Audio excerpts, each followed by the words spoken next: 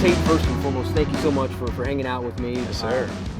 Talk about this decision. You chose Baylor over schools like UTSA, Rutgers, a Big Ten school up in New Jersey, UNLV. I mean, we're talking big Division I programs, but you chose Baylor. What went into that?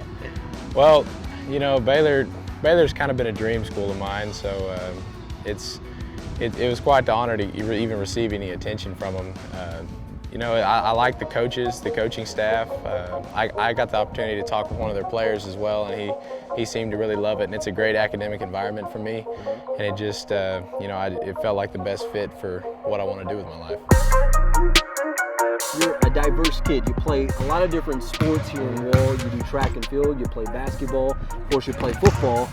But man, one thing that just blows my mind is the size of your hands and your wingspan. I mean, give us a look at these hands right here. You have, what are these, 11-inch hands? Something like that? Mm-hmm. 6'9" wingspan. Let me just break it down here. So Kawhi Leonard, former San Antonio Spur, now Los Angeles Clipper forward, has 11.5-inch hands. Talk about that. I mean, the size of your hands and your wingspan. When did you know as a kid, you know, hey, I might have some big hands, or did you kind of realize, hey, these are a little different? Well, I never really realized it until, you know, one of the coaches at Baylor had asked me for my hand measurement.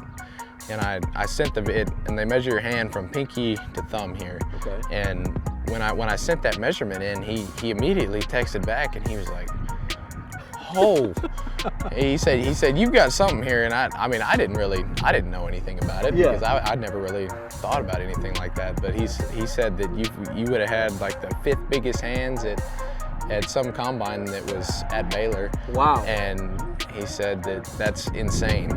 So that was the only time I really realized how big my hands were. But my wingspan has always been fairly longer, because I think your wingspan is supposed to be similar to your height. Mm-hmm. And then I think I measured it a couple of years ago, and it was like 6'7", and I was 6'2". Wow. So, but that's kind of how I figured that one out. But.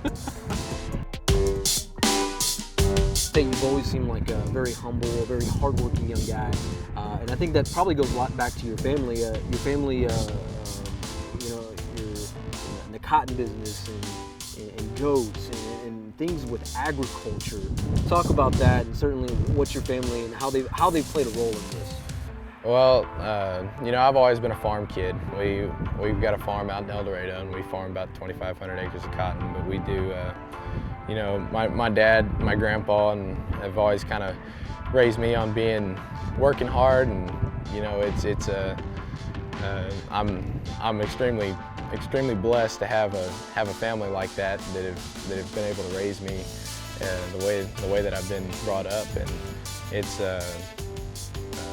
You know, I think that plays a huge part in everything that I do. Let's go, Hawks on 3, 1, 2, 3, hard! I guess from your perspective, how are you viewing football these days? Do you still think that there's going to be a season? I think so. It may be delayed, but I feel like it's still a possibility that's going to happen, because I mean things are starting to loosen up a little bit, even though it's still kind of prominent right now in certain places. But you know, Texas is kind of starting to loosen up a little bit. But you know, worst comes to worst, it's what God wants us to do. So it's all part of His plan, and we'll make do with what happens. Tate, it's been an absolute pleasure chatting with you. I'm gonna give you a fist bump. We'll coronavirus here this thing, but nonetheless, Tate Williams, Wall High School, committed to Baylor. Oh man, we are looking forward to you playing in 2021, and of course the seasons to come on Saturdays in Whitetail.